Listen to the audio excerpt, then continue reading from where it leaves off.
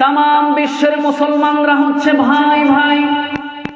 ভ্রাতৃত্বের এই বন্ধনকে মজবুত করে গোটা বিশ্বের মুসলমানরা একই কালেমার পতাকা তলে ঐক্যবদ্ধ হয়ে থাকবে। এটাই হচ্ছে মহান রবের পক্ষ থেকে নির্দেশ। আল্লাহ রাব্বুল আলামিন পবিত্র কুরআনুল কারীমের 3 নম্বর সূরা আলে ইমরানের 103 নম্বর আয়াতের মধ্যে বড় চমৎকার করে বললেন, ওয়াতাসিমু বিহাবলিল্লাহি জামিআন ওয়া লা তাফাররাকু ফাসুবহানাল্লাযী লা ইহসা ইমতিনানুহু বিল্লিসানি ওয়া লা বিলকলম নাস্তাগফিরুহু ওয়া নাতুবু ইলাইহি ওয়া নাউযু বিল্লাহি মিন শুরুরি আনফুসিনা ওয়া মিন সাইয়্যাতি আ'মালিনা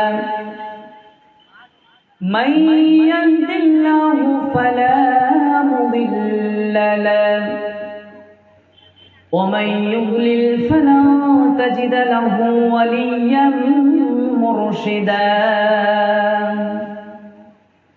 ওয়া নাশহাদু আন লা ইলাহা ইল্লাল্লাহু ওয়াহদাহু লা শারীকা লাহু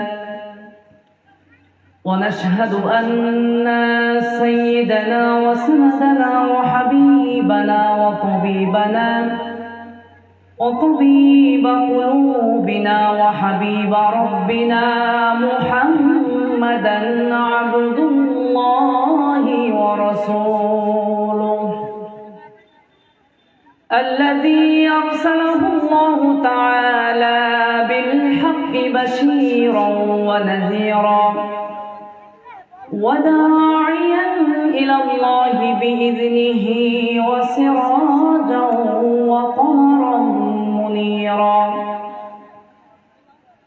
أما بعد فأعوذ بالله من الشيطان الرجيم بسم الله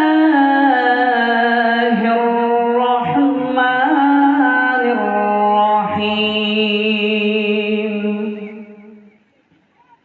إن الله وملائكته يصلون على النبي يا أيها الذين آمنوا صلوا عليه وسلموا تسليما اللهم صل على محمد وعلى آل محمد كما صليت على إبراهيم وعلى آل إبراهيم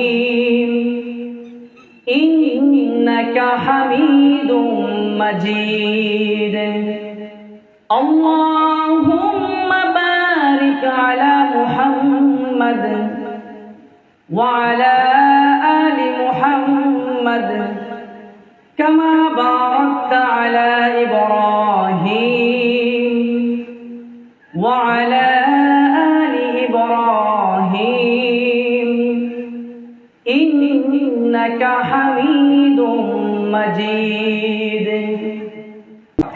তামাম বিশ্বের মুসলমানরা হচ্ছে ভাই ভাই। ভ্রাতৃত্বের এই বন্ধনকে মজবুত করে গোটা বিশ্বের মুসলমানরা একই কালেমার পতাকা তলে ঐক্যবদ্ধ হয়ে থাকবে। এটাই হচ্ছে মহান রবের পক্ষ থেকে নির্দেশ। আল্লাহ রাব্বুল আলামিন পবিত্র কুরআনুল কারীমের 3 নম্বর সূরা আলে ইমরানের 103 নম্বর আয়াতের মধ্যে বড় চমৎকার করে বললেন, واعتصموا بحبل الله جميعا ولا تفرقوا আল্লাহ রাব্বুল আলামিন বলছেন, ও দুনিয়ার মুসলমানরা শোনো শোনো, তোমরা আল্লাহর দ্বীনের রজ্জুকে মজবুত করে ঐক্যবদ্ধ হয়ে ধরে থাকবে। এটাই হচ্ছে আমি আল্লাহ রাব্বুল আলামিনের পক্ষ থেকে মহান হুকুম। খবরদার তোমরা বিচ্ছিন্ন হয়ে যেও না, ওয়ালা তাফাররাকু, তোমরা দলে দলে বিভক্ত হয়ে পড়িও না। আল্লাহ রাব্বুল আলামিন পবিত্র কোরআনুল কারীমের 3 নম্বর সূরা সূরা আলে ইমরানের 105 নম্বর আয়াতের মধ্যে তিনি আমাদেরকে ঐক্যবদ্ধ থাকতে বললেন, পাশাপাশি আমাদেরকে সতর্ক করলেন।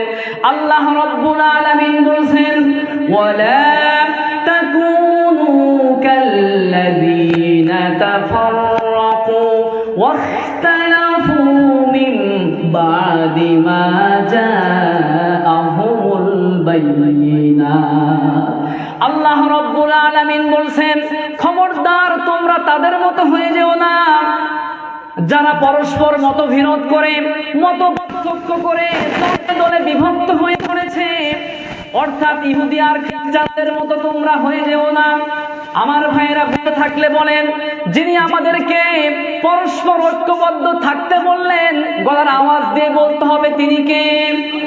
আল্লাহ রাব্বুল আলামিন পবিত্র কোরআনুল কারীমের 6 নম্বর সূরা সূরা আল আনআমের 159 নম্বর আয়াতের মধ্যে আরো চমৎকার করে বললেন, ইন্নাল্লাযীনা ফাররাকু দীনাহুম ওয়া কানু শিয়া'আন লাস্তা মিনহুম ফী শাই। আল্লাহ রাব্বুল আলামিন বলছেন, নিশ্চয় যারা মতবিরোধ করে, মত পার্থক্য করে তাদের ধর্মকে, তাদের দ্বীনকে ছিন্ন ভিন্ন করে দিয়েছে, যারা তাদের ধর্মকে, দ্বীনকে একদম টুকরো টুকরো করে দিয়েছেন, ও নবী তাদের ব্যাপারে আপনার কোনো দায়িত্ব নাই। আপনার উম্মতেরাও যেন তাদের মতো হয়ে না যায়। যিনি আমাদেরকে ঐক্যবদ্ধ থাকতে বললেন এবং পাশাপাশি সতর্ক করলেন, আওয়াজ দিয়ে বলতে হবে তিনি কে? আমার ভাইয়েরা, আমরা তো এই জন্য ঐক্যবদ্ধ থাকব, কারণ আল্লাহ পাক নিজে আমাকে, আপনাকে, পৃথিবীর সকল মুসলমানকে ঐক্যবদ্ধ থাকতে অর্ডার করেছেন। সুবহানাল্লাহ। 2 নাম্বার, আমরা এই জন্য ঐক্যবদ্ধ থাকব, the basic warship of Islam teaches us to B United. ইসলামের যত মৌলিক ইবাদাহ রয়েছে, প্রত্যেকটা ইবাদত আমাদের সবাইকে ঐক্যবদ্ধ থাকতে শিক্ষা দিচ্ছে। পড়েন সুবহানাল্লাহ। যেমন নামাজ, ইসলামের মধ্যে সবচেয়ে গুরুত্বপূর্ণ ইবাদতের নাম কি? আওয়াজ দিয়ে বলেন, নাম কি? ইসলামের যত মৌলিক ইবাদত রয়েছে, সকল মৌলিক ইবাদতগুলো আমাদের সকলকে ঐক্যবদ্ধ থাকতে শিক্ষা দেয়। ইসলামের সবচাইতে গুরুত্বপূর্ণ ইবাদতের নাম হচ্ছে সালাত। আর নামাজের ব্যাপারে রব্বুল আলামিনের প্রিয় হাবিব কি সুন্দর করে বলেছেন, আস-সালাতু হিয়া রাসুল ইবাদাত। নামাজ হচ্ছে সকল ইবাদতের মাথা, সকল ইবাদতের মূল। সুতরাং এই নামাজকে একাকী আদায় করার জন্য রব্বুল আলামিন ফরজ করেন নাই। এই নামাজকে আমরা পাশাপাশি, কাছাকাছি দাঁড়িয়ে কাঁধের সঙ্গে কাঁধ মিলিয়ে আদায় করে থাকি, জামাতবদ্ধ হয়ে আমরা নামাজ পড়ে থাকি। আল্লাহ রাব্বুল আলামিন পবিত্র কোরআনুল কারীমের মধ্যে সুন্দর করে বললেন, ওয়া আকিমুস সালাতা ওয়া আতুজ যাকাতা ওয়ারকাউ মা'আর রাকিঈন। আল্লাহ পাক বলছেন, তোমরা নামাজ প্রতিষ্ঠা করো এবং যাকাত আদায় করো, যাকাত প্রদান করো এবং রুকুকারীদের সঙ্গে তোমরা রুকু করো। এই জন্য যখন আমাদের এলাকার মসজিদগুলোতে আজান হয়ে যায়, নামাজ পড়ার জন্য যখন আমরা মসজিদের মধ্যে ঢুকে যাই, তখন আর আমাদের কারো মধ্যে কোনো দলাদলি থাকে নাকি? কথা বলেন। কোনো রেষারেষি থাকে নাকি? কথা বলতে হবে। কোনো দলাদলি থাকে না, কোনো রেষারেষি থাকে না, কোনো ধরনের হই হুল্লোড় থাকে না। ক্ষমতাসীন দলের লোকেরা এই কথা বলে না, আমার দল এখন ক্ষমতায় আছে, সুতরাং আমি থাকবো সামনের কাতারে, তোর দল ক্ষমতায় না, চলে যা পিছনের কাতারে। এমন কথা কেউ কখনো বলে নাকি? কিন্তু নামাজ যখন শুরু হয়ে যায়, কি সুন্দর একটা দৃশ্য আমরা দেখতে পাই। আওয়ামী লীগের ভাইয়ের পাশে বিএনপির ভাই, বিএনপির ভাইয়ের পাশে জামাতের ভাই, জাতীয় পার্টির ভাই, চরমনায়ের ভাই, আলিয়ার ভাই, কওমির ভাই, তাবলীগের ভাই, কি সুন্দর একটা দৃশ্য আমরা নামাজের সময় দেখতে পাই। আমার ভাইয়েরা, যারা আপনারা হজ করতে গিয়েছেন, বাইতুল্লাহ শরীফে যারা আপনারা সালাত আদায় করেছেন, আপনারা দেখেছেন নামাজ শুরু হওয়ার পূর্বে কিছু সংখ্যক মানুষ বাইতুল্লাহ শরীফে তাওয়াফ করছে, আবার কিছু সংখ্যক মানুষ সাফা মারওয়ায় সাই করছে। আমার ভাইয়েরা, আবার কিছু সংখ্যক মানুষ মসজিদের এক কোণের মধ্যে বসে পবিত্র কুরআনুল কারীমের রিসাইট করতেছে, তেলাওয়াত করছে। আবার কিছু সংখ্যক মানুষ আল্লাহর জিকির আজকার করছে। কিন্তু যখন ইমাম সাহেব নামাজ পড়ানোর জন্য মুসল্লায় দাঁড়িয়ে যায়, তখন দেখা যায় সবাই সবার কাজকে ফেলে রেখে এসে কাতার বন্দী হয়ে নামাজে দাঁড়িয়ে যায়। দেখা যায় সাদার পাশে কালো, কালোর পাশে সাদা, লম্বার পাশে খাটো, খাটোর পাশে লম্বা, গরিবের পাশে ধনী, ধনীর পাশে গরিব। কি সুন্দর একটা দৃশ্য নামাজের সময় আমরা দেখতে পাই। মসজিদের ভিতরের নামাজের দৃশ্য এটা হচ্ছে আমাকে আপনাকে ঐক্যবদ্ধ থাকার শিক্ষা দিচ্ছে। মসজিদের ভিতরের এই ঐক্যটা যদি আমরা মসজিদের বাহিরেও দেখাতে পারতাম, তাহলে দেখা যেত গোটা বিশ্বের কাফের মুশরিকরা ঐক্যবদ্ধ হয়ে মুসলমানদের উপরে অ্যাকশন নেওয়ার সাহস করত না, ঠিক কিনা? মসজিদের ভিতরে ঐক্যের নজির যদি আমরা মসজিদের বাহিরেও দেখাতে পারতাম, দুনিয়ার কাফের কুফাররা ঐক্যবদ্ধ হয়ে আমার আপনার ভাই ফিলিস্তিনের মুসলমানদের উপর আক্রমণ করার সাহস করত না, ঠিক কিনা? আজ আমরা ঐক্যবদ্ধ না থাকার কারণে গোটা বিশ্বের মুসলমানরা নির্যাতিত, নিষ্পেষিত, লাঞ্ছিত, অধিকার বঞ্চিত অবস্থায় রয়েছে, ঠিক কিনা? যদি আমরা আজকে ঐক্যবদ্ধ থাকতে পারতাম, গোটা বিশ্বের কাফের কুফফারদের বিরুদ্ধে অ্যাকশন নেওয়া লাগতো না। আমরা ঐক্যবদ্ধ হয়ে গেলেই গোটা বিশ্বের কাফের কুফফাররা মুহূর্তের মধ্যে সোজা হয়ে যেত, ঠিক কিনা? আমার ভাইয়েরা, নামাজ শুধুমাত্র সেজদা দেওয়ার জন্য তো আল্লাহ পাক ফরজ করেন নাই। নামাজ শুধুমাত্র আনুষ্ঠানিক ইবাদতের নাম নয়। নামাজের মাধ্যমে সবচাইতে বড় শিক্ষা হলো আমাকে আপনাকে ঐক্যবদ্ধ থাকতে হবে।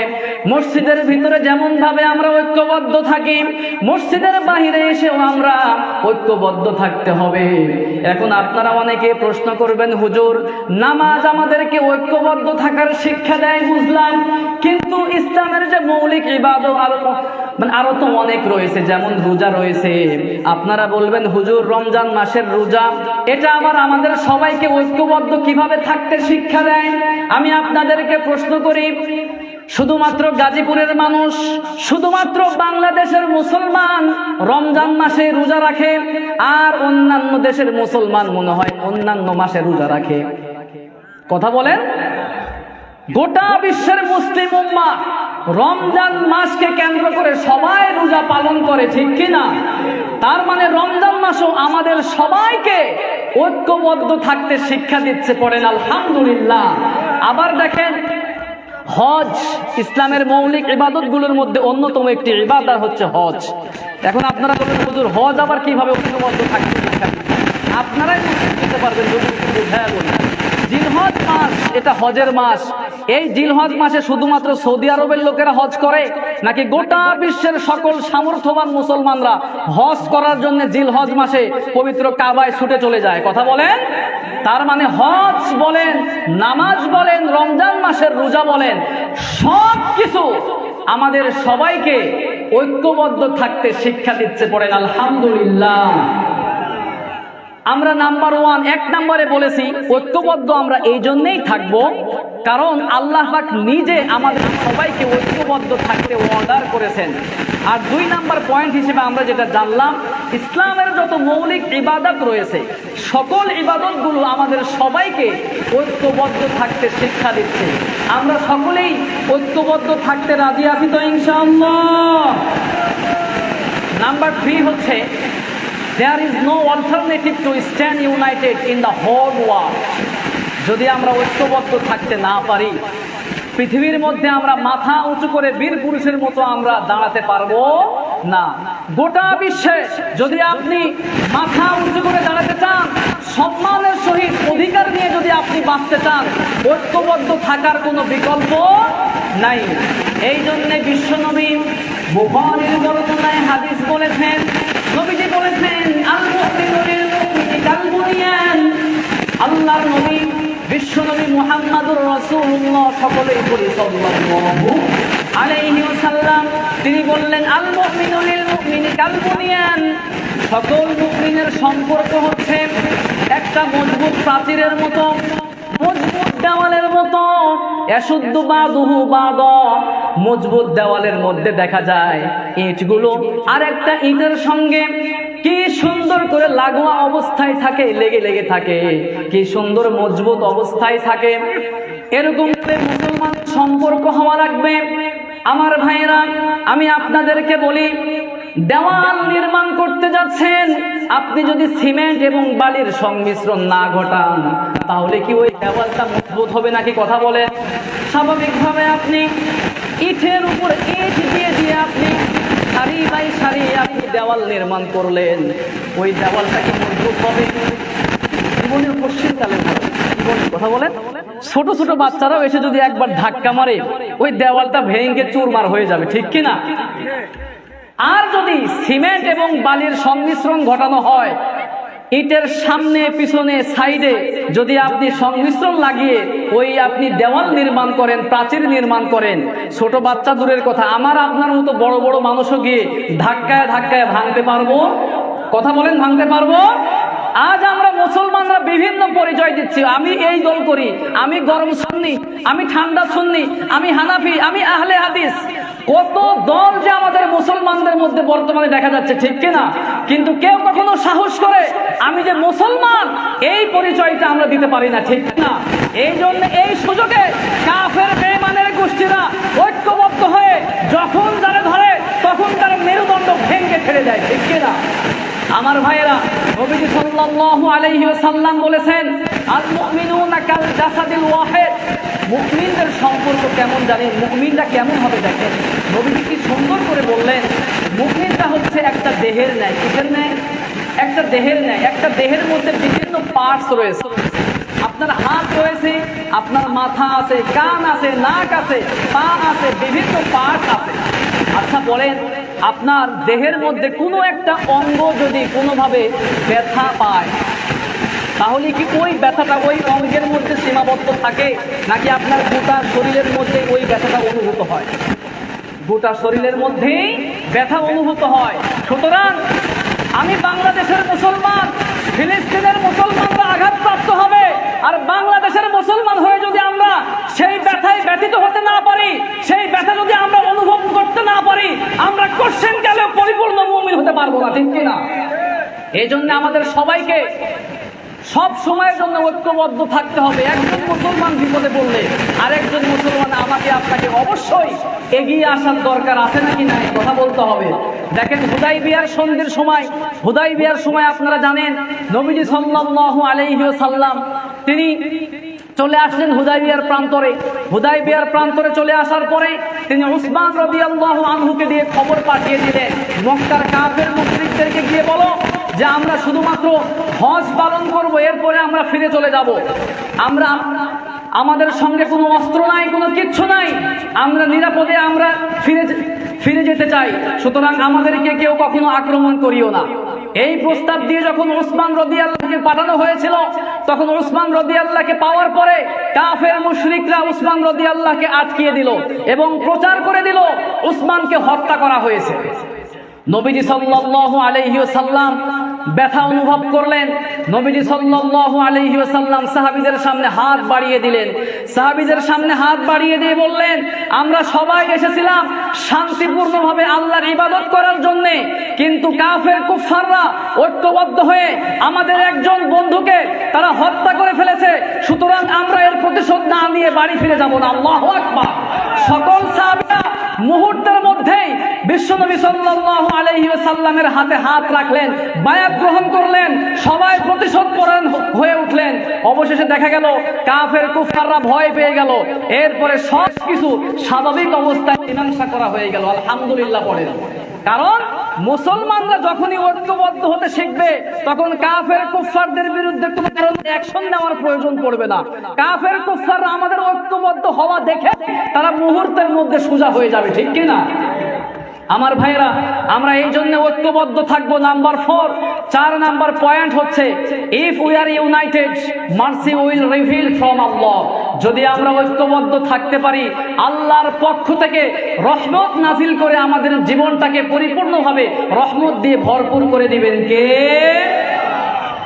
আল্লাহ রাব্বুল আলামিন পবিত্র কুরআনুল কারীমের 4 নাম্বার সূরা, সূরা নিসার 175 নম্বর আয়াতের মধ্যে রব্বুল আলামিন বললেন, ফাআম্মাল্লাযীনা আমানু বিল্লাহি ওয়া তাসামু বিহি ফাসায়ুদখিলুহুম ফি রাহমাতিন মিনহু ওয়া ফাদলিন ওয়া ইয়াহদিহিম ইলাইহি সিরাতাম মুস্তাকিমা।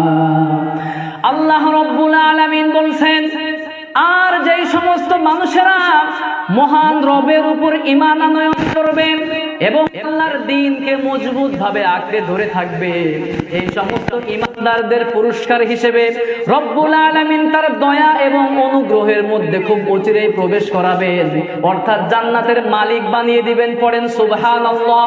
আল্লাহ রব্বুল আলামিন আরো সুন্দর করে বললেন, ওয়াহদিহিম ইলাইহি সিরাতাম মুস্তাকিমা। আল্লাহ বলছেন, দুনিয়ায় থাকা অবস্থায় আপনাকে সহজ সরল পথের সন্ধান তিনি দান করে দিবেন। আওয়াজ দিয়ে বলতে হবে, তিনি কে?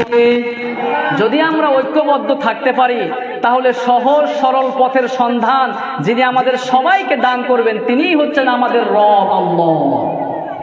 আমরা অনেক সময়, আমরা যেহেতু ইমাম, মসজিদের খতিব, আমাদের কাছে অনেক সাধারণ জনগণ এসে বলে, হুজুর অমুকে এই দল করে, অমুকে এই দল করে, মুসলমানদের মধ্যে এত দলাদলি, কোনটা হক আর কোনটা বাতিল আমরা তো বুঝি না। আমি আপনাদেরকে বলতে চাই, আপনি সব সময়ের জন্য ঐক্যবদ্ধ থাকার চেষ্টা করেন, আল্লাহর কাছে দোয়া করেন। আল্লাহ পাক যেহেতু ওয়াদা করেছেন, আল্লাহর ওয়াদা কখনোই মিথ্যা হতে পারে না।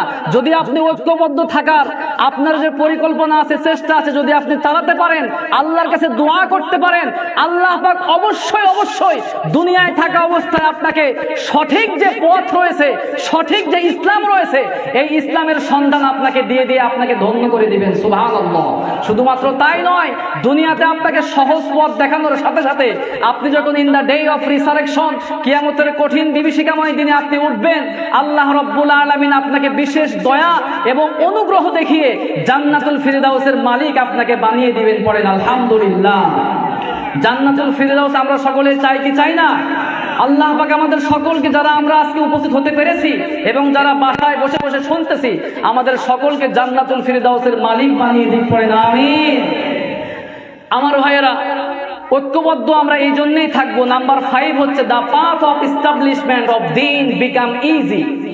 এই বিষয়টা সবচেয়ে গুরুত্ব দিয়ে আপনারা শুনতে হবে। তার কারণ আল্লাহ রাব্বুল আলামিনের প্রিয় হাবিব সুন্দর করে বলতেছেন, যদি আপনি আল্লাহর দ্বীন আপনার জমিনে বাস্তবায়ন করতে চান, প্রতিষ্ঠা করতে চান, আল্লাহর জমিনে আল্লাহর আইনকে যদি আপনি বাস্তবায়ন করতে চান, তাহলে অবশ্যই আপনাকে ঐক্যবদ্ধ থাকতে হবে। ঐক্যবদ্ধ থাকা ছাড়া কোনো অবস্থাতে আপনি যত বড় পীর সাহেব হন, যত বড় আল্লাহর ওলি হন, কোনো অবস্থাতেই আল্লাহর জমিনে আল্লাহর দ্বীনকে প্রতিষ্ঠা করা সম্ভব? কথা বলতে হবে, সম্ভব? এই পৃথিবীর মধ্যে যতগুলো নবী এবং রসুলগণকে আল্লাহ পাক পাঠালেন, সকল নবী এবং রসুলগণকে আল্লাহ রাব্বুল আলামিন দায়িত্ব দিয়ে পাঠিয়েছেন। সেই দায়িত্বটা হচ্ছে আল্লাহর জমিনে আল্লাহর দ্বীনকে প্রতিষ্ঠা করতে হবে। পড়েন সুবহানাল্লাহ। আল্লাহ পাক বলেছেন, এই যে এই জমিন যেখানে আমরা বসে আছি, এই জমিনের মালিককে? কথা বলতে হবে, জমিনের মালিককে? এই জমিনের মালিক যদি আল্লাহ হয়ে থাকেন, এই জমিনের মধ্যে আল্লাহর আইন ব্যতীত পৃথিবীর কোনো ইজম, পৃথিবীর কোনো মতবাদ প্রতিষ্ঠা করলে আমার আপনার জীবনেও শান্তি প্রতিষ্ঠা করা সম্ভব? কথা বলতে হবে, সম্ভব?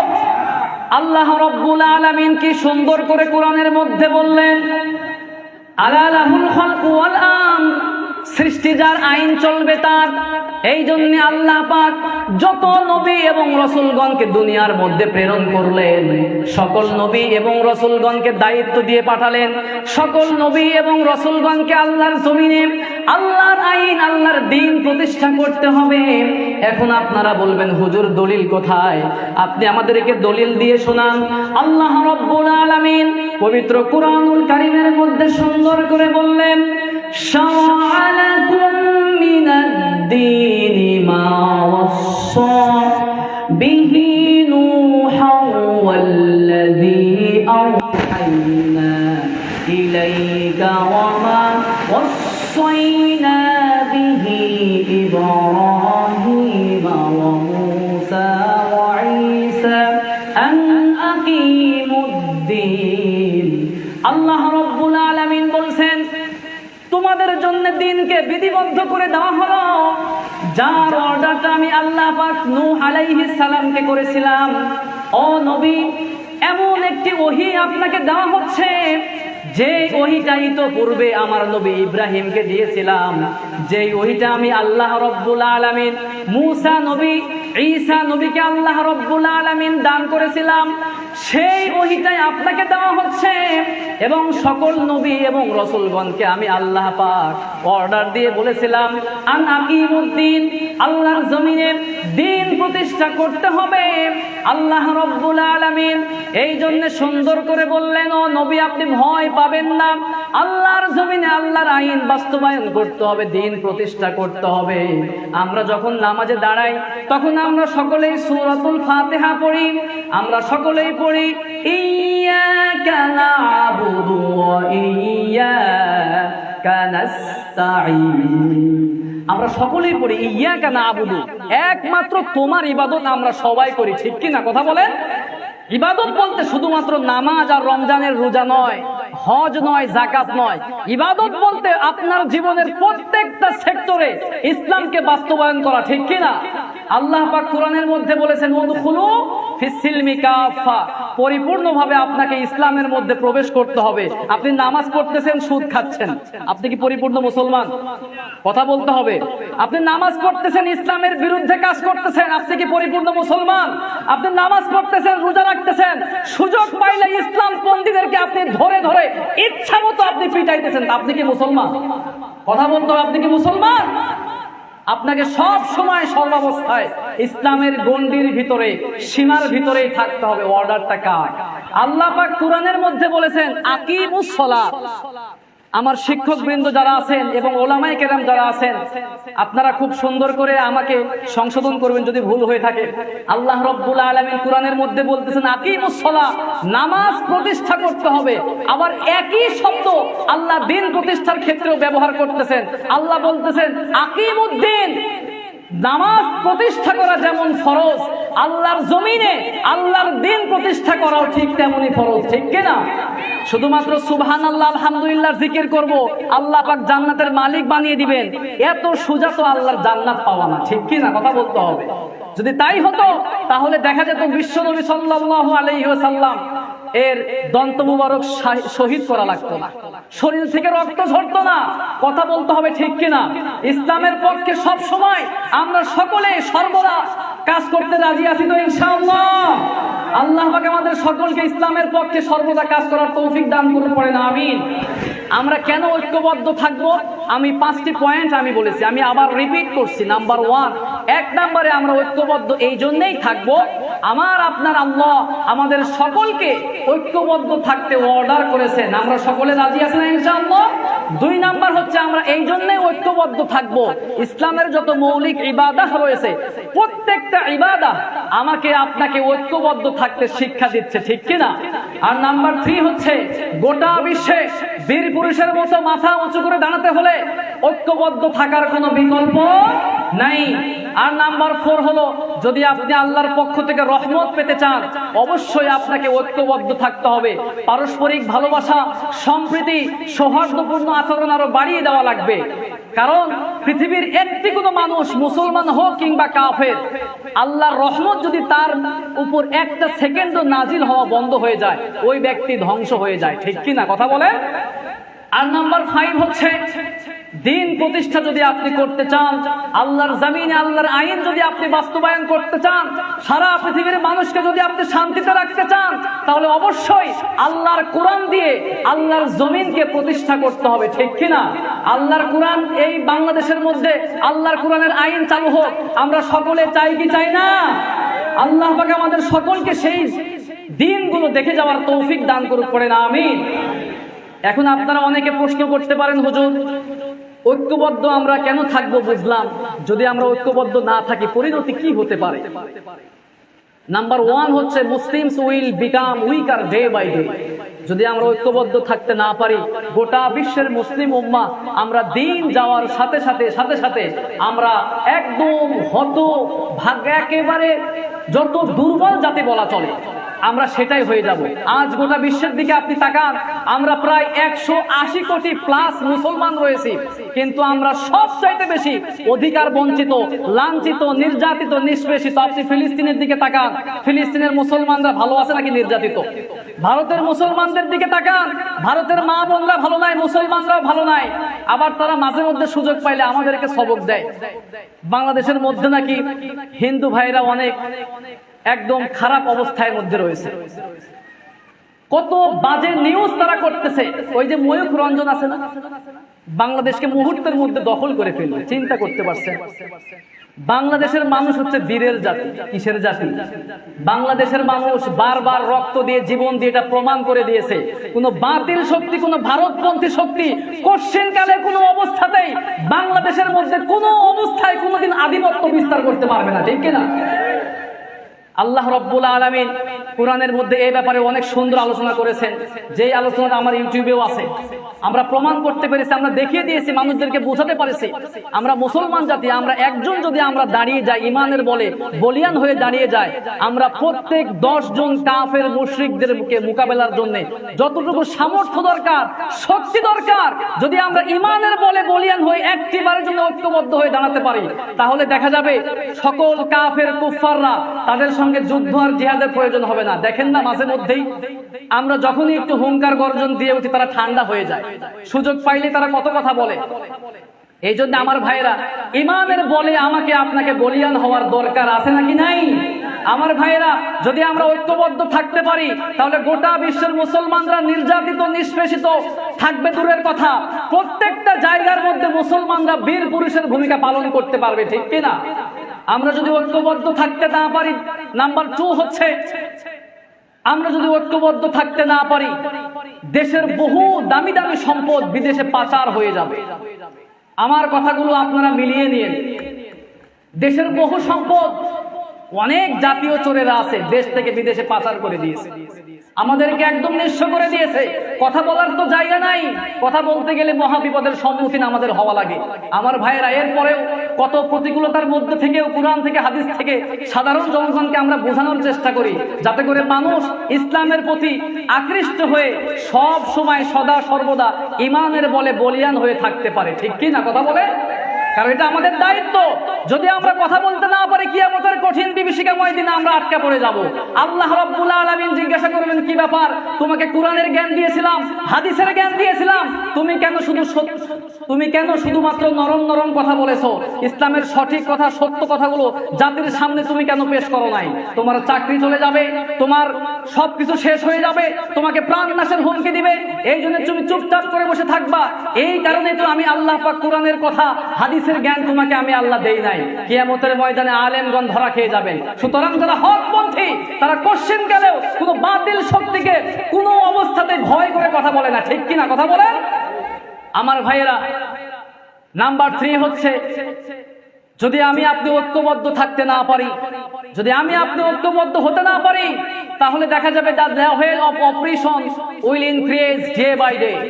জুলুমের মাত্রা দিন যাওয়ার সাথে সাথে শুধু বাড়তেই থাকবে, বাড়তেই থাকবে, বাড়তেই থাকবে। আপনি মিলিয়ে নেন, আপনার চোখের সামনে গোটা বিশ্বকে দাঁড় করান, আপনি দেখতে পাবেন আমরা ঐক্যবদ্ধ না থাকার কারণে যেখানেই মুসলমান সেখানেই নির্যাতন, যেখানেই মুসলমান সেখানেই কারবালা চালিয়ে দেওয়া হচ্ছে, ঠিক কিনা? এই জন্য আমাকে আপনাকে অবশ্যই ঐক্যবদ্ধ থাকতে হবে। আপনারা দেখেছেন ইতিহাস সাক্ষী, দিন যাওয়ার সাথে সাথে আমরা বিগত বছরগুলোতে দেখে আসছি অনেক সাধারণ জনগণ থেকে শুরু করে জাতির শ্রেষ্ঠ সন্তান আলেমদেরকে বিভিন্নভাবে জুলুম আর নির্যাতন স্টিম রুলার গোটা বিশ্বব্যাপী চালানো হয়েছে, ঠিক কিনা আমার ভাইয়েরা? এই জন্য আমাদের সবাইকে সব সময় ঐক্যবদ্ধ থাকার দরকার আছে নাকি নাই? এখন প্রশ্ন হতে পারে, হুজুর ঐক্যবদ্ধ আমরা কিভাবে থাকবো? কোনো ফর্মুলা থাকলে সেই বিষয়টা আমাদের সকলের জানার দরকার আছে নাকি নাই?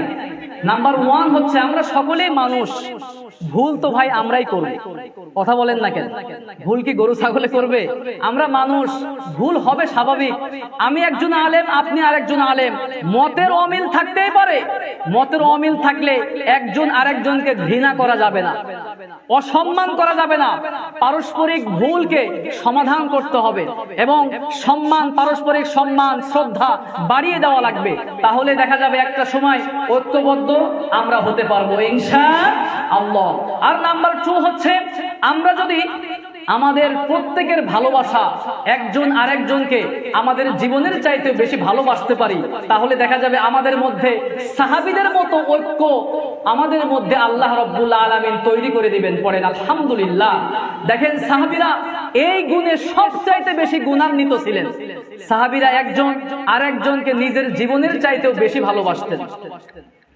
আল্লাহ রাব্বুল আলামিনের প্রিয় হাবিব মুসলিম শরীফের বর্ণনায় বললেন, লা তাদখুলুল জান্নাতা হাত্তা তুমিনু। আল্লাহ রাব্বুল আলামিনের প্রিয় হাবিব বললেন, ততক্ষণ পর্যন্ত জান্নাতে যেতে পারবে না যতক্ষণ পর্যন্ত না তুমি ঈমান আনয়ন করো। ওয়ালা তুমিনু, ততক্ষণ পর্যন্ত তুমি ঈমান আনতে পারবে না, তুমি পরিপূর্ণ মুমিন হতে পারবে না। হাত্তা তাহাব্বু, যতক্ষণ পর্যন্ত না তোমরা একে অপরকে ভালোবাসতে না পারো। তার মানে বোঝা গেল, যদি আপনি জান্নাতে যেতে চান মুমিন হওয়া লাগবে, আর যদি আপনি মুমিন হতে চান তাহলে অবশ্যই আপনাকে পারস্পরিক ভালোবাসা বাড়িয়ে দেওয়া লাগবে। আমার ভাইয়েরা, যদি পারস্পরিক ভালোবাসা আমরা বাড়িয়ে দিতে পারি, মুসলিম শরীফের বর্ণনায় হাদিস এসেছে, বুখারী এবং তিরমিজির বর্ণনায় হাদিস এসেছে, বিশ্বনবী সাল্লাল্লাহু আলাইহি ওয়াসাল্লাম বলেছেন, সাবআতু ইউযিল্লুহুমুল্লাহু ফি যিল্লিহি ইয়াওমা লা যিল্লা ইল্লা যিল্লু। আল্লাহ রাব্বুল আলামিনের প্রিয় হাবিব বলেছেন, কাল কিয়ামতের কঠিন বিভীষিকাময় দিনে, যেই দিন আল্লাহর আরশের ছায়া ব্যতীত আর কোনো ছায়া অবশিষ্ট থাকবে না, সেই দিনটা বড় কঠিন হয়ে যাবে। আকাশের সেই সূর্যটা লক্ষ লক্ষ মাইল দূরে থাকা সূর্যটা আমাদের মাথার উপরে চলে আসবে। আমাদের মাথার ভিতরে থাকা মগজগুলো ভাতের মাড়ের মতো গলে গলে বেয়ে বেয়ে আমাদের নাক এবং কপাল বরাবর বয়ে বেয়ে পড়তে থাকবে। আমরা বড় তৃষ্ণার্ত হয়ে যাব, পেরেশানিতে পড়ে যাব, সামান্য ছায়ার জন্য আমরা পাগল পারা হয়ে যাব। বিশ্বনবী বললেন, সেই কঠিন বিভীষিকাময় দিনে আল্লাহ রাব্বুল আলামিনের আরশের ছায়া ব্যতীত আর কোনো ছায়া অবশিষ্ট থাকবে না। সেই দিন আল্লাহ রাব্বুল আলামিন 7 শ্রেণীর মানুষদেরকে ডেকে ডেকে ডেকে ডেকে তারা আরশের ছায়ার নিচে জায়গা করে দিবেন।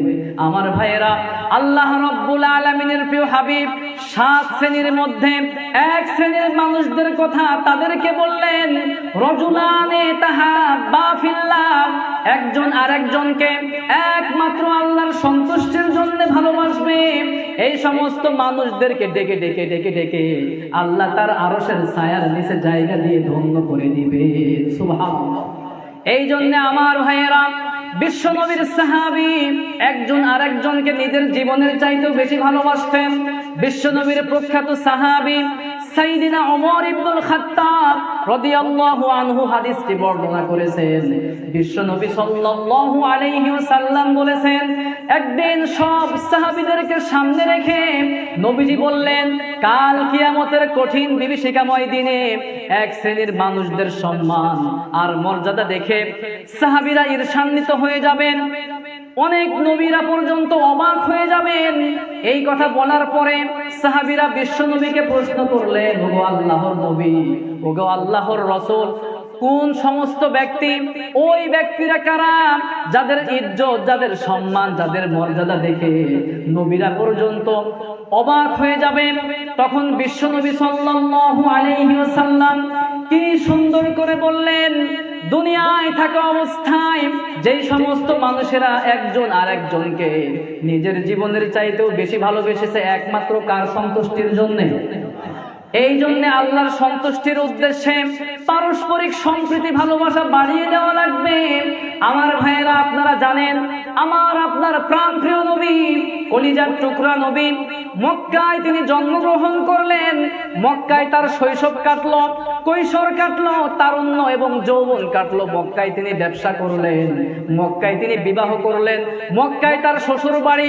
40 বছর পর্যন্ত কাফের মুশরিকের দলেরা সবাই বিশ্ব নবীকে আলামিন বলে বলে ডাকতো। কিন্তু যখনই তিনি কালেমার দাওয়াত দেওয়া শুরু করলেন, কাফের মুশরিকদের মাথা নষ্ট হয়ে গেল। 53 বছর বড় কষ্ট করে বিশ্ব নবী মক্কায় থাকলেন। অবশেষে মক্কার মানুষেরা, মক্কার কাফের মুশরিকরা বিশ্ব নবী সাল্লাল্লাহু আলাইহি ওয়াসাল্লামকে জুলুম আর নির্যাতনের স্টিম রুলার যখন বাড়িয়ে দিল, আল্লাহ রাব্বুল আলামিন অর্ডার দিয়ে বললেন, ও নবী, মক্কায় আপনি আর থাকতে পারবেন না। আমি আল্লাহর অর্ডার হচ্ছে আপনি মক্কা থেকে মদিনায় হিজরত করে চলে যান।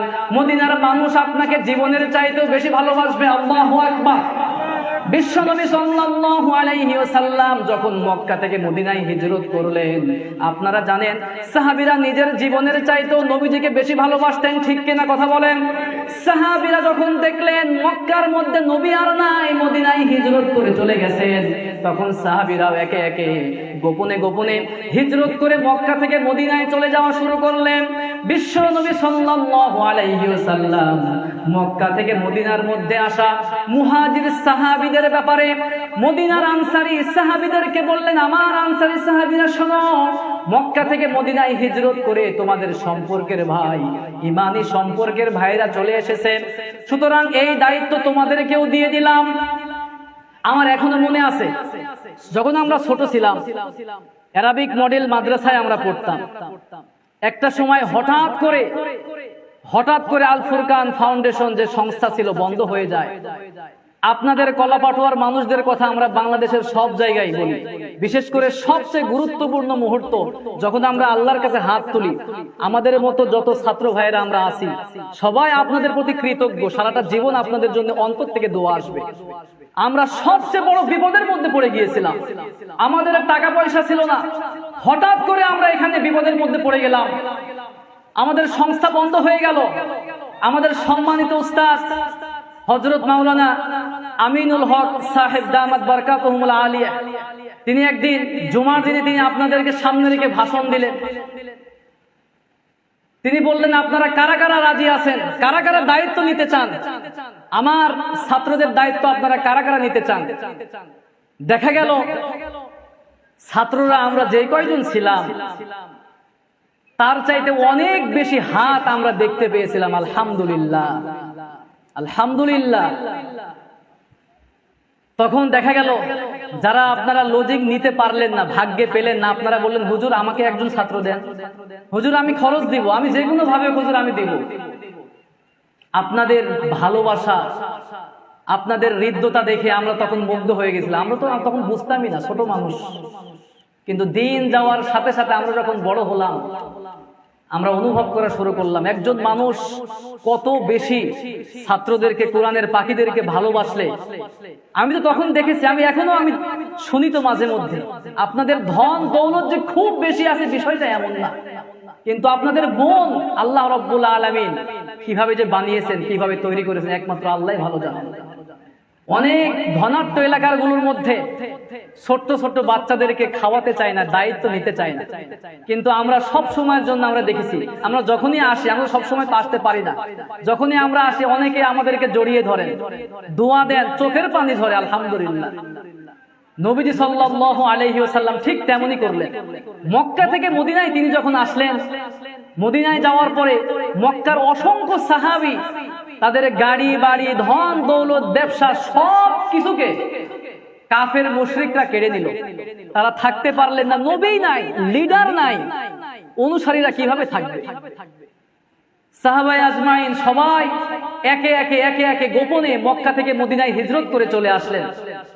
নবীজি সাল্লাল্লাহু আলাইহি ওয়াসাল্লাম মদিনার আনসারী সাহাবীদেরকে সামনে ডাকলেন, বললেন এই তো আমার মুহাজির সাহাবীরা হিজরত করে চলে এসেছে, মক্কায় থাকতে পারে নাই। একমাত্র ঈমান আনয়নের কারণে, কুরআনের পক্ষে থাকার কারণে ইসলাম বিদ্বেষীরা তাদেরকে মক্কা থেকে বের করে দিয়েছে। এখন তোমাদের ধর্মের ভাই, দ্বীনের ভাই, তারা তোমাদের কাছে এসেছে, তাদের দায়িত্ব তোমরা কারা কারা নিতে চাও?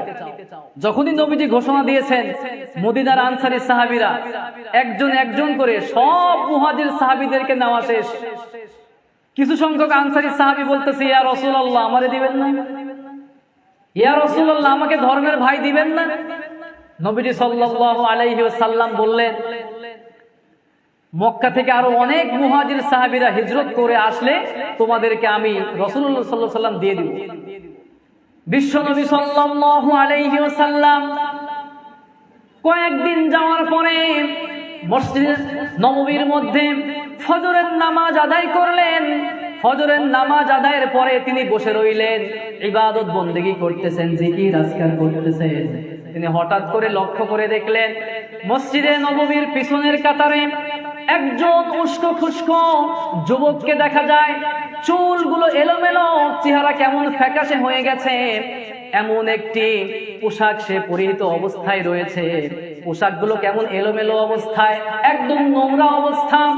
বিশ্ব নবী মুহাম্মদুর রাসূলুল্লাহ সকলেই পড়ছে সাল্লাল্লাহু আলাইহি ওয়াসাল্লাম। তিনি সেই সাহাবীকে ডাক দিয়ে সামনে নিয়ে আসলেন। ডাক দিয়ে সামনে নিয়ে আসার পরে তিনি অবাক হয়ে গেলেন। তিনি বললেন, কি ব্যাপার আব্দুর রহমান ইবনে আউফ, তোমার এই অবস্থা কিভাবে হলো? তোমার তো ধন দৌলত, গাড়ি বাড়ি, টাকা পয়সা, কোনো কিছুর তো অভাব ছিল না। তুমি মক্কার মধ্যে ধনী ব্যবসায়ীদের মধ্যে অন্যতম একজন ব্যবসায়ী ছিলেন, কিভাবে তোমার এই অবস্থা হলো? তখন আব্দুর রহমান ইবনে আউফ বিস্তারিত সবকিছু বললেন। তিনি বললেন, ওগো আল্লাহর নবী, আপনি যখন মক্কা থেকে মদিনায় হিজরত করে চলে আসলেন, কাফের কুফাররা আমার উপর জুলুম আর নির্যাতন শুরু করে দিল। আমার ধন দৌলত, টাকা পয়সা, গাড়ি বাড়ি, আমার প্রভাব প্রতিপত্তি যা কিছু ছিল সব কিছু শেষ হয়ে গেছে। কাফের মুশরিকরা আমার উপর জুলুম শুরু করলো। আর তখনই আমি নিয়ত করে বসলাম, যেই জায়গার মধ্যে আমার প্রাণপ্রিয় নবী নাই, সেই জায়গার মধ্যে আমি কি করে থাকি? রাতের বেলা গভীর অন্ধকারে পাহাড় বেয়ে বেয়ে, পর্বত বেয়ে বেয়ে, মরুভূমি বেয়ে বেয়ে আমি আস্তে আস্তে ধীরে ধীরে একটা কাপড় পরে, একটা পোশাক পরে আমি মদিনায় হিজরত করে চলে আসলাম। সব বিস্তারিত সব কিছু শোনার পরে নবীজি নিজেকে কন্ট্রোল করতে পারলেন না, চোখের পানি ঝরাতে লাগলেন, চোখের অশ্রু বেয়ে বেয়ে পড়তে থাকলো। নবীজি সাল্লাল্লাহু আলাইহি ওয়াসাল্লাম সাহাবীদেরকে ডাক দিয়ে বললেন, আমার আনসারী সাহাবীরা তোমরা কোথায়? শোনো, মক্কা থেকে মদিনায় একজন মুহাজির সাহাবী এসেছে। আমার এই সাহাবীকে তোমরা খেয়ে আছো, নিজের ভাই বানিয়ে নিবে। রক্তের সম্পর্কের চাইতেও ধর্মের সম্পর্কের ভাইয়ের দাম কম নাকি বেশি? কথা বলেন। অনেক বেশি। বিশ্ব নবী সাল্লাল্লাহু আলাইহি ওয়াসাল্লাম যখন ঘোষণা দিলেন, সাথে সাথে সাদ ইবনে রাবিয়া তিনি সবার আগে লাব্বাইক বলে চলে আসলেন, ইয়া রাসূলুল্লাহ আপনি আমাকে আব্দুর রহমানকে ভাই বানিয়ে দেন। সুবহানাল্লাহ, ভাই বানিয়ে দেওয়া হলো। কি সুন্দর দৃশ্য দেখেন। আব্দুর রহমান ইবনে আউফ এমন একজন সাহাবী, দুনিয়ায় থাকা অবস্থায় জান্নাতের সার্টিফিকেট আব্দুর রহমান ইবনে আউফকে যিনি দান করেছিলেন তিনি কে? আব্দুর রহমান ইবনে আউফকে সাথে নিয়ে সাদ ইবনে রাবিয়া তিনি চলে গেলেন। বাড়িতে যাওয়ার পরে তিনি বললেন, আমার ভাই তুমি একটু দাঁড়াও, আমার তো আপন কোনো ভাই ছিল না, আজ থেকে আমার নবী আপনাকে আমার ভাই বানিয়ে দিয়েছে। সুতরাং আমার ধন দৌলত, টাকা পয়সা, গাড়ি বাড়ি যা কিছু আছে সব কিছু তো আমি এতদিন পর্যন্ত একা একা ভোগ করেছি, কিন্তু আজ থেকে সব কিছুকে দুইটা ভাগ করব। আল্লাহু আকবার। আমার ভাইয়েরা, এই কথা শোনার পরে আব্দুর রহমান ইবনে আউফ বিস্মিত হয়ে গেলেন, বড় অবাক হয়ে গেলেন। তিনি বললেন, সাদ ইবনে রাবিয়া তোমার কোনো কিছু করতে হবে না, তুমি এত পাগলামি কেন করতেছো? সাদ ইবনে রাবিয়া তার কথা শুনলেন না। তার ধন সম্পদকে দুইটা ভাগে ভাগ করে তাকে দিয়ে দেওয়ার জন্য তিনি রেডি হয়ে গেলেন। তিনি বললেন, আমার দুইটি ঘর রয়েছে, দুইটি ঘরের প্রয়োজন আমার তো নাই, একটি ঘর আমি তোমাকে দান করে দিলাম। আল্লাহু আকবার। বিশ্বনবী সাল্লাল্লাহু আলাইহি ওয়াসাল্লামের সেই আনসারী সাহাবী তিনি বলতেছেন, আমার ভাই, তোমার তো বউ বাচ্চা সব কিছু তুমি মক্কায় রেখে এসেছো, এখন তোমার তো কোনো টাকা পয়সা ধন দৌলত কিছুই নাই, সুতরাং মদিনার কোনো বাবা তার মেয়েকে তোমাকে বিয়ে দিবে না। আমার ঘরে দুইজন স্ত্রী রয়েছে, একজন স্ত্রীকে আমি তালাক দিয়ে দিব, তুমি বিয়ে করে নিবে। আমার ভাইয়েরা দেখেন কত বড় মন মানসিকতা হলে এমন হতে পারে। তিনি বলতেছেন, আমার ভাই তুমি খুব মনোযোগ দিয়ে শোনো, আমার দুইজন স্ত্রী রয়েছে, দুইজন স্ত্রীকে নিয়ে আমি ঘরের মধ্যে আনন্দ ফুর্তি করব, আর পাশের ঘরে তুমি একাকী থাকবে, এমনটা তো হতেই পারে না। তিনি তার স্ত্রীর কাছে চলে গেলেন, স্ত্রীদের কাছে গিয়ে পরামর্শ করলেন, স্ত্রীদের কাছে গিয়ে বলতেছে যে স্ত্রীরা শোনো, আমার একজন ভাই আমার নবী বানিয়ে দিয়েছেন, সুতরাং তোমাদের দুইজন যেহেতু আমার স্ত্রী রয়েছে, আমার ঘরে তোমরা দুইজন থাকবা, আমার ভাইয়ের কোনো স্ত্রী থাকবে না, এটা হতেই পারে না। তার কোনো ধন দৌলত টাকা পয়সা কোনো কিছুই নাই, তাকে যে নতুন করে বিয়ে দিব সেই সুযোগটাও নাই, কারণ বিয়ে করতে গেলে টাকা পয়সার দরকার আছে নাকি নাই, কথা বলে। তখন তিনি বলতেছেন, তোমাদের দুইজনের মধ্যে একজনকে আমি তালাক দিতে চাই, ডিভোর্স করতে চাই। ছোট স্ত্রী তো মহা খুশি। ছোট স্ত্রী মনে মনে ভাবতেছে তালাক দিলে তো বড়টারই দিবে, কারণ ছোট জন দেখতে শুনতে মাশাআল্লাহ অনেক ভালো, আর বড় জন তো বয়স হয়ে গেছে, সে বারবার ঠেলতেছে, হ্যাঁ তালাক দিয়ে দেন, আমরা দুজনে এক লগে ঘর সংসার করবো, অনেক ভালো থাকবে, তালাক দেন, দেন তালাক দিয়ে দেন, সমস্যা কি।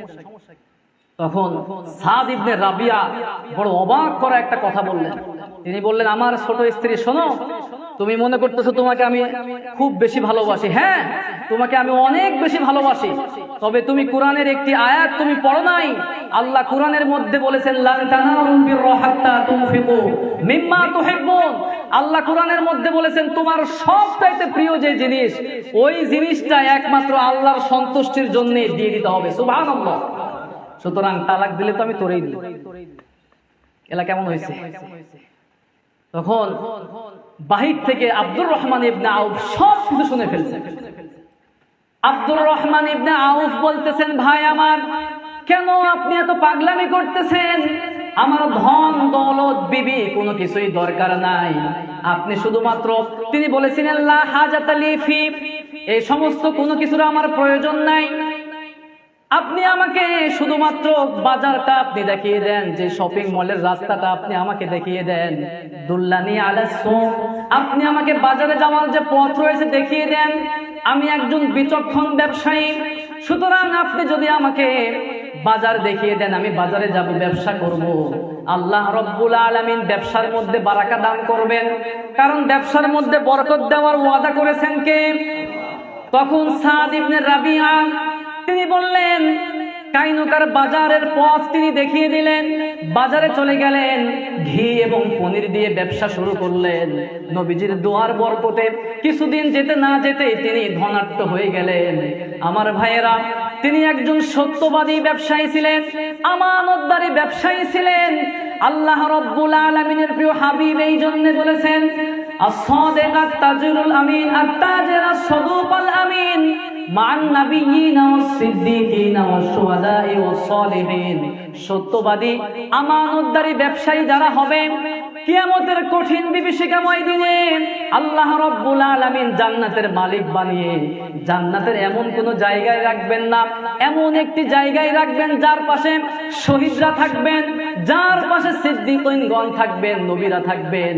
এমন একটি সম্মানিত জায়গার মধ্যে সৎ ব্যবসায়ীদেরকে আল্লাহ পাক জায়গা করে ধন্য করে দিবে, সুবহানাল্লাহ। এখন তো আমরা যারা ব্যবসা করি ভাই, কত কৌশল, কত অবলম্বন আমরা করে থাকি, কত মিথ্যাচার। আমার ব্যবসায়িক পণ্য চালানোর জন্য কাস্টমারের কাছে কি পরিমাণ যে মিথ্যাচার আমরা করি, আপনি নিজের বিবেককে প্রশ্ন করেন। সকালবেলা আমার স্ত্রীকে বলতেছে, গরুর ব্যবসায়ী গরু বিক্রি করবে, গরুওয়ালা তার স্ত্রীকে বলতেছে, এই বিবি বল আমার গরুর দাম কত বল। বলতেছে, তোমার গরুর দাম আর কত? 1 লক্ষ টাকা। ঠিক আছে। বিকেল বেলা গরু নিয়ে হাটের মধ্যে উঠাইছে, কাস্টমার এসে বলতেছে, তোমার গরুর দাম কত? বলতেছে, আপনি বলেন, গরু দেখে বলেন, গরুর সাইজ দেখছেন কি সুন্দর? আপনার গরুর যে সাইজ সর্বোচ্চ 70-80 হাজার টাকা দাম হবে। ওই ব্যবসায়ী জোর গলায় বলতেছে, আল্লাহর কসম করে বলতেছি, সকালবেলা একজন 1 লক্ষ টাকা দাম বলছে, তারাই আমি দেয় নাই, তোরে আমি কেমনে 80 হাজার টাকা দিই? দেখছেন নি কিরকম কৌশল অবলম্বন করে, কৌশল। ভাই আল্লাহ রাব্বুল আলামিনের প্রিয় হাবিব বললেন, আত-তাজির আস-সাদুক আল-আমিন মা'আন নাবিয়্যিন ওয়াস-সিদ্দীকিন ওয়াশ-শুহাদা'i ওয়াস-সালিহিন। আল্লাহ রাব্বুল আলামিনের প্রিয় হাবিব বলতেছেন, সত্যবাদী ব্যবসায়ী যে হবে, আমানতদার ব্যবসায়ী যে হবে, তার সম্মানটা কেমন আল্লাহ বাড়িয়ে দিবে। দেখেন, জান্নাতে যাওয়ার পরে সাধারণ কোন জায়গায় ওই সমস্ত আমানতদার ব্যবসায়ীদেরকে আল্লাহ পাক জায়গা দিবেন না। যেখানে নবীরা থাকবেন, যেখানে শহীদগণ থাকবেন, সিদ্দিকীনগণ থাকবেন, সেই সমস্ত সম্মানিত জায়গাগুলোতে ওই সমস্ত সত্যবাদী ব্যবসায়ীদেরকে জায়গা করে দিবেন। সুবহানাল্লাহ। এই জন্য সত্যবাদী ব্যবসায়ী হওয়ার দরকার আছে নাকি নাই? আমরা সূরা ফাতিহার মধ্যে পড়েছি, ইয়াকা না'বুদ। আমরা যে আল্লাহর ইবাদত করি, আমরা যে ব্যবসা করতেছি, ব্যবসার ভিতরে ইবাদত আছে নাকি নাই? কথা বলতে হবে, আছে নাকি নাই? আমরা ব্যবসা করতে গিয়ে সেখানে যদি আমি সৎভাবে আমানতদারিতার সাথে যদি ব্যবসা করতে পারি, তাহলে যিনি আমাদের ব্যবসার মধ্যে বারাকা দান করবেন তিনি কে? আমার ভাইয়েরা, কিছুদিন যেতে না যেতে তিনি হঠাৎ করে নবীদের সামনে এসে দাঁড়িয়েছেন। নবীদের সামনে এসে দাঁড়াচ্ছেন নবীজি সাল্লাল্লাহু আলাইহি ওয়াসাল্লাম। বুখারীর বর্ণনায় হাদিস এসেছে, নবীজি সাল্লাল্লাহু আলাইহি ওয়াসাল্লাম বলতেছেন, কি ব্যাপার আব্দুর রহমান ইবনে আউফ, তোমাকে দেখে তো আজকে আমার কেমন যেন সন্দেহ লাগতেছে, তুমি কিছু একটা ঘটাইছো। আব্দুর রহমান ইবনে আউফ তিনি বললেন, ইয়া রাসূলুল্লাহ, যেহেতু নতুন জামা পরছি, আপনি তো বুঝেই গেছেন আমি বিয়ে করছি, আলহামদুলিল্লাহ পড়ে যাবো। নবীজি সাল্লাল্লাহু আলাইহি ওয়াসাল্লাম বললেন, কি ব্যাপার, তুমি আমাকে দাওয়াত দিলা না? আব্দুর রহমান ইবনে আউফ, বুখারীর বর্ণনায় এসেছে, তিনি বলতেছেন, ইয়া রাসূলুল্লাহ, আমি তো ভুলে গেছিলাম। সুবহানাল্লাহ। নবীজি সাল্লাল্লাহু আলাইহি ওয়াসাল্লাম এরপরেও রাগ করলেন না, কষ্ট পেলেন না। এখন তো যখন বিয়ে হয়, আমাদের আত্মীয় স্বজনদের ভুলেও যদি আমরা দাওয়াত দিতে মাঝে মধ্যে মিস করে ফেলি, ওই আত্মীয় আমাদের সাথে আত্মীয়তা রাখে না, ঠিক কিনা? কথা বলেন না কেন? গ্রামের মানুষ আমরা তো জানি, ভুলে ভালে যদি কোনো অবস্থায় একজন আত্মীয়কে দাওয়াত দিতে ভুলে গেছি, ভাই হ্যাঁ আমাকে দাওয়াত দিল না, ও কি এমন হয়ে গেছে, শেষ, সম্পর্ক শেষ। এমন কি করা যাবে? নবীজি বললেন, নবী তিনি নিজে নবী, তিনি বলতেছেন, কি ব্যাপার সাহাবী আমার, তোমাকে আমি এত মহব্বত করি, তুমি আমাকে দাওয়াত দিলে না? আল্লাহর নবীর সাহাবী বললেন, ইয়া রাসূলুল্লাহ, আমি তো ভুলে গেছিলাম। নবীজি খুশি হয়ে গেলেন, বললেন, কোনো অসুবিধা নাই, তুমি ভালো একটা কাজ করেছো, ইবাদতের মধ্যে তুমি আসো, আলহামদুলিল্লাহ।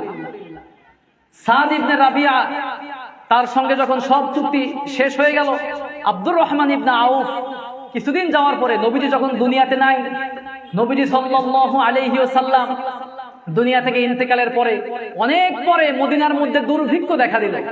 দুর্ভিক্ষ দেখা দেওয়ার পরে আম্মা জান আয়েশা রাদিয়াল্লাহু তাআলা আনহা তিনি আব্দুর রহমান ইবনে আউফকে খবর পাঠিয়েলেন, বললেন, কি ব্যাপার আব্দুর রহমান ইবনে আউফ, তোমার লক্ষ লক্ষ কোটি কোটি টাকার সম্পদ হয়ে গেছে, আর মদিনার মুসলমানরা খেতে পারে না দুর্ভিক্ষের কারণে, তোমার কি এইদিকে খবর নাই? আমার নবীজি আমাকে স্বপ্নে জানিয়েছেন যে আব্দুর রহমান ইবনে আউফের ধন সম্পদ আল্লাহ এত বেশি দিবেন, কিয়ামতের ময়দানে ধন সম্পদের হিসাব দিতে দিতে দিতে দিতে আমার অন্যান্য সাহাবীরা তার অনেক আগে জান্নাতের মধ্যে চলে যাবেন। আল্লাহু আকবার। এই কথা যখন তিনি শুনলেন, তিনি স্থির থাকতে পারলেন না, টেনশনে পড়ে গেলেন যে আমি যার কারণে, যে কারণে আমি সব কিছুকে ত্যাগ করে আমি মদিনায় চলে আসলাম, সেই জান্নাতকে পেতে যদি আমার দেরি হয়ে যায়, তাহলে এত ধন সম্পদ দিয়ে আমি করব কি? কিছুদিন যাওয়ার পরে সিরিয়া থেকে 700 উট বোঝাই করা ধন দৌলত সবকিছু চলে আসলো। তখন তিনি মুহূর্তের মধ্যে তিনি সেই ব্যবসায়ীদেরকে বলে দিলেন, তোমরা এই 700 উট বোঝাই করা সবকিছু নিয়ে গিয়ে আম্মা জান আয়েশা রাদিয়াল্লাহু তাআলা আনহার যে কামরা রয়েছে তার সামনে বেঁধে দাও। আম্মা জান আয়েশা রাদিয়াল্লাহু তাআলা আনহা বললেন যে, কি ব্যাপার, 700 উট কোথায় থেকে আসলো? তখন তাকে জানানো হলো, আব্দুর রহমান ইবনে আউফ আপনার সন্তুষ্টির জন্য, নবীজির সন্তুষ্টির জন্য, আল্লাহকে পাওয়ার জন্য তার ধন সম্পদকে ইসলামের পক্ষে, ইসলামের জন্য খরচ করেছেন। সুবহানাল্লাহ। আমার ভাইয়েরা, ঘটনা বললাম শুধু মজা পাওয়ার জন্য না, সরাসরি হাদিস থেকে ঘটনা শোনালাম। এই ঘটনার মধ্যে সবচাইতে বড় শিক্ষা হচ্ছে, রক্ত সম্পর্কের চাইতেও ইমানের সম্পর্কের দাম অনেক কম নাকি বেশি? আমার ভাইয়েরা, সাদ ইবনে রাবিয়া রাদিয়াল্লাহু আনহু তিনি তার জীবনের যত যা সম্পদ রয়েছিল তার সব অর্ধেক ভাগ করে আব্দুর রহমান ইবনে আউফ, যাকে তিনি কোশ্চিন কালেও দেখেন নাই, তাকে চিনতেন না, জানতেন না, কিন্তু যখনই ইমানি সম্পর্কের ভাই বানিয়ে দেওয়া হলো, তখন তিনি তার ধন সম্পদ দেওয়ার জন্য প্রস্তুত হয়ে গেলেন, এমনকি তার স্ত্রীকে দেওয়ার জন্য প্রস্তুত হয়ে গেলেন। এমন সাহাবী সবাই ছিলেন, সবাই একজন আরেকজনকে পারস্পরিক ভালোবাসতেন, তাদের মধ্যে ঐক্য ছিল। এই জন্যে সাহাবীরা সংখ্যায় ছিলেন খুব কম, কিন্তু গোটা বিশ্বের কাফের কুফাররা সাহাবীদেরকে দেখে ভয় ডর করতেন কি করতেন না? কথা বলেন। আপনারা তো ইতিহাস জানেন, বদর, উহুদ, খাইবার, খন্দক, যত যুদ্ধ রয়েছে, মুসলমানদের সংখ্যা প্রায় প্রত্যেকটা যুদ্ধের মধ্যেই 2 গুণ 10 গুণ অনেক কম ছিল। ছিল কি ছিল না? কথা বলেন। কিন্তু আল্লাহ রাব্বুল আলামিন বিজয় কি কাফের মুশরিকদেরকে দিয়েছিলেন? কথা বলতে হবে। আল্লাহ রাব্বুল আলামিন ঈমানদার ব্যক্তিদেরকে বিজয় দান করে গোটা বিশ্বের মধ্যে ইসলাম থেকে ছড়িয়ে দিয়েছেন। সুবহানাল্লাহ। আল্লাহর জমিনে আল্লাহর দ্বীনকে প্রতিষ্ঠা এত সহজে হবে না ভাই।